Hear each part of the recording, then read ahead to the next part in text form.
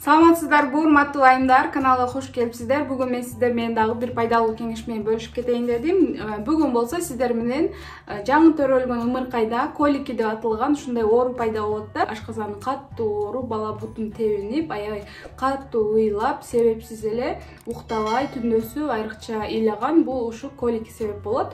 Бүгүн мен сиздерге ошонун боюнча информацияларды айтып кетемин жана кантип ошо коликинин алдын алып, кантип бат ошо коликилерди жок кылууга дагы жардам берүүчү бир нече упражненияларды жана массаж. Баладагы коликтер 3 жумадан баштап 3 айга чейин чозулушу мүмкүн.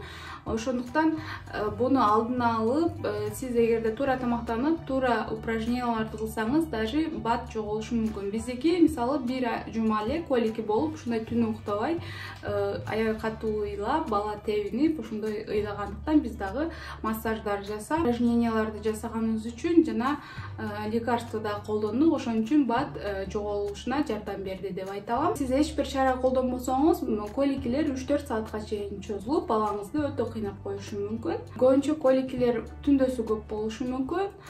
Же болбосо балаңыз жөн эле кантип колики экенин билсеңиз болот. Балаңыз жөн эле күлүп турган, 5 мүнөт мурун эле күлүп турган бала тебинип, бутун аябай каттуу тепкилеп, аябай кыйкырып, болушунча кыйкырып, каттуу ыйлайт, каттуу ыйлап токтобой эч нерсе менен алаксыта албай каласыз.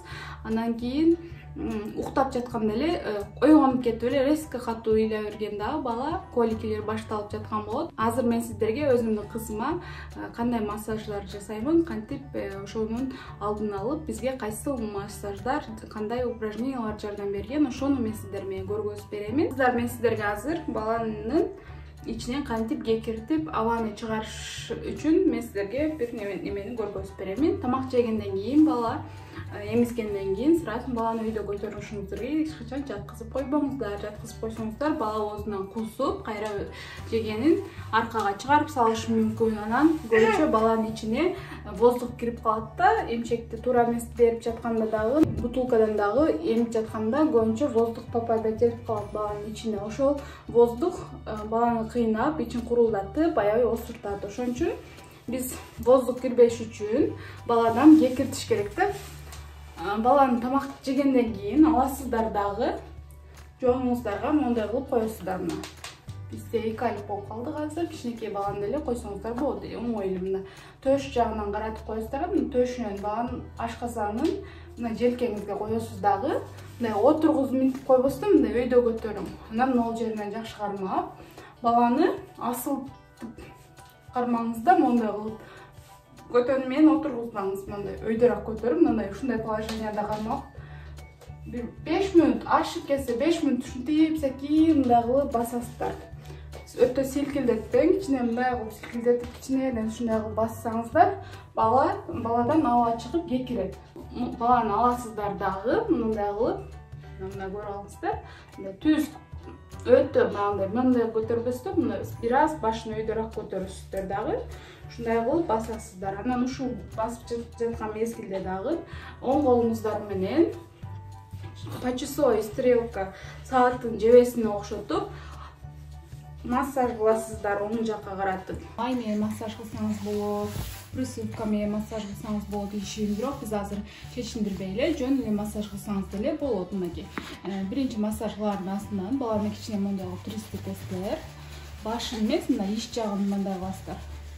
Ушундай кылганда баланын ичи бухулдап, ичегилери эме болот да. Кичине 1 мүнөттө да ушундай тиристетип алып, ашказанын жамбаш жагынан кармап туруп, ушундай кыласыздар дагы.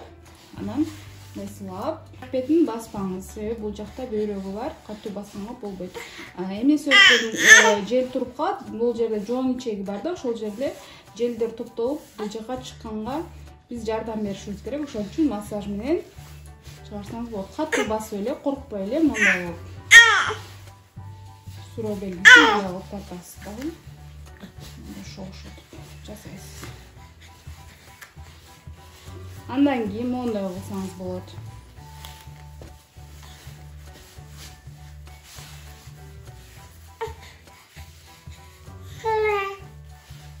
Кийимдин үстүнө жакшы болот. Муну анан подгузникти кийип жатканда дагы баланын белинин ичин өтө кысып койбоңуздар. Эч качан баланын ичи өйдө болуп чычалбай, анан ичи дагы мындай дыңкырап неме болот. Ошон үчүн бошураак тагыңыздар подгузникти дагы.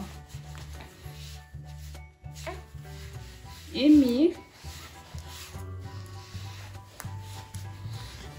дагы бизге мондой массаж кылсак болот, ылый жака. Газдарды ылый жака сүрүшчү мондай. Диана. Мондай массаж кыласыздар. Ылый жака акырын ичин ушундай кылып сүрөсүздөр. Анан мондой.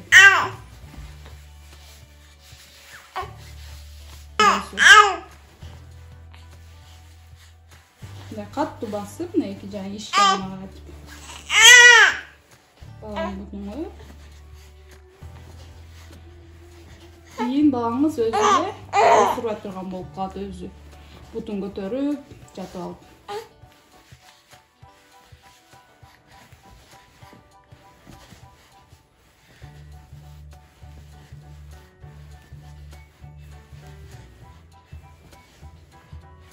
20 жолу жасасаңыздар болот. Мындай санап 20 жолу башында 40 жолу жасасаңыздар болот.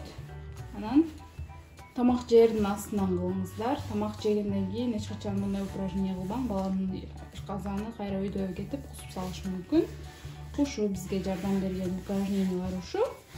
Баланын ичин жылуу полотенцаны ороп, жылуу полотенцаны үтүктөп, жолшум отоплениега жылытып туруп, ичине дагы жаап койсоңуздар, кандай сиз көтөрүп жүргөндү көрсөтөм, ошондой кылып ичине жаап, ичине менен көтөргөнүңүздөрдө да успокоить этип бала успокоить эткен сүтү менен кошулуп келген жаңы азыктарды принимать этип, ошолорду ашказаны аш кылып чыгарыш үчүн атайын ферменттер жетишпей турган мезгилинде, пока ашказаны формировать эте элек мезгилинде, жаш баланын 3-4 айга чейин, ошол мезгилде сиз туура эмес көп тамактарды жегенден дагы пайда болушу мүмкүн, жана сиз туура тамактанып жаткан учуруңузда дагы коликтер пайда болот. Бул оору катарда эсептелинбейт, ошон үчүн азыркы учурга чейин гана мындай ушундай бала бунун айласын таптакыр колик токтотуп коюштун жолу жок да, бир гана жолу ушу баланы алаксытып, анан нервиңиз чыдаш керек. Ошону балаңыз катуу ыйлап жатканда эле больницага чуркап бара калбастан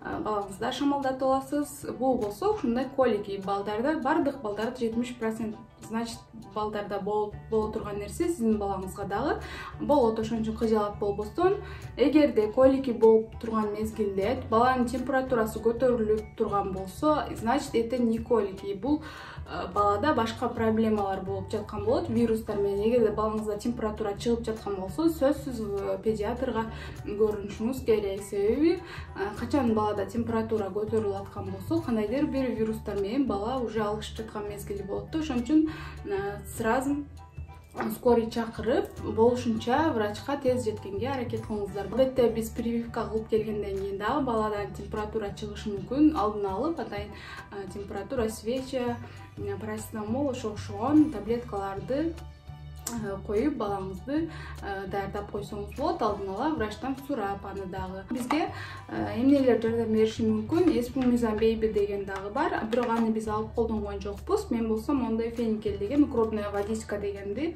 алып ичирип көргөнмүн. Бирок бир жума ичкенден кийин балада аллергия, цып пайда болду. Бирок эмнеден цып болгонун да билген жокпуз. Бирок биз ушул водичканы алып салдык, бербей койдук. Коликтерибиз да түгөндү и аллергия да бала чыгып кетти да. Ошон үчүн азыр буну колдонбой атабыз. Биз буну эгер сиздер алып калган болсоңуздар, ушундай водичка феникел балаңыздар өтө кыйналып жаткан болсо, буну ар бир тамактануунун астынан 2 капледен бересиздер дагы. Холодильникке сактайсыздар. Ошол мезгилде дагы балада запор пайда болуп 3-4 күн дагы балаңыз чычпай калган учурларда болот да. Бирок эгерде сиз өзүңүз эмизип жаткан болсоңуз, балаңызды 2 суткадан ашып кеткен болсо, чычпай калып 2-3 сутка, ашып кетип максимум 4 сутка да. Ошого чейин күтүңүздөр. Эгерде өзү иче албай аткан болсо, сөзсүз чара колдонушуңуздар керек. Биринчи мондой сиздерге өзү негизилеп бала төрөлө электе эле жаңы даярдап коюшуңуздар керек. Аптечная детская деген газотурная трубочка. Буну болсо bunun içinde bir neçe üçlük болот. Bir коробкасында одноразовый, мындай кылып атайын ушундай ол жака чейин гана киргизип, буну колдоноордун дагы жолдору бар. Ошону буну аябай жакшылап майлап, анан баланын дагы немесин майлап туруп, баланы жамбаштап жаткызып, либо бутун өйдө катуу көтөрүп туруп, акыры ындыктан менен мынтип айландырып киргизгенде атайын мондой бул жагында немеси чыгат да, балана газ чыгат. Эгерде балаңыз аябай ичи курулдап, ичи каткан болсо, ушул дагы биринчи ушундай колдонуп көрүңүз. Сразу эле клизма коюп же башка нерселерди коюрдун астынан биринчи ушуну коюңуздар. Эгерде bundan дагы чычпай аткан болсо, анда клизма же болбосо микролаксты коюшуңуздар керек да. Мондай микролакс деген свеча бар. Бул аябай жакшы жардам берет. Буну койгондон кийин балаңыз 2-3 мүнөткө жетпей чычат точно. Бул бирок күндө кое бергенге дагы болбойт. Либо клизманы күндө кайталай бергенге болбойт. Бала привыкать этип калат дагы, кийин өзү чычканга немеси жок болуп калат. Ошон үчүн буну бир гана жолу колдондук. Балабыз 4 күн чычпай калгандан ошондон педиатр жазып бергенден колдондук. Мынаны басып баланын ичине киргизгенден кийин көтөнүнө кайра мынтип алып салбаңыздар. Баланын ичиндеги ичегилерин тартып кетиши мүмкүн. Ошон үчүн киргизген бойдон, муну баскан бойдон секин басып киргизесиздер да, ошону кайра разжимать этпестен баланы секин чыгарыңыздар. Сөзсүз болбосо балаңыздарды ичегилерин тартып өрүшүңүз мүмкүн, соруп кайра мындай кылыпчы. Ошон үчүн эhtiyat болуңуздар. Мындайды колдонгондо и еще клизма колдонгондо да ошондой кылыңыздар. Бала кийин тамагы жакшы сиңимдүү болот. Анан ичи ооруганда да аябай жакшы жардам берет. Бир аз сылап, мындай кылып бел жагынан мындай кылып баланы 5-10 мүнөт жаткызабыз тамактын артына.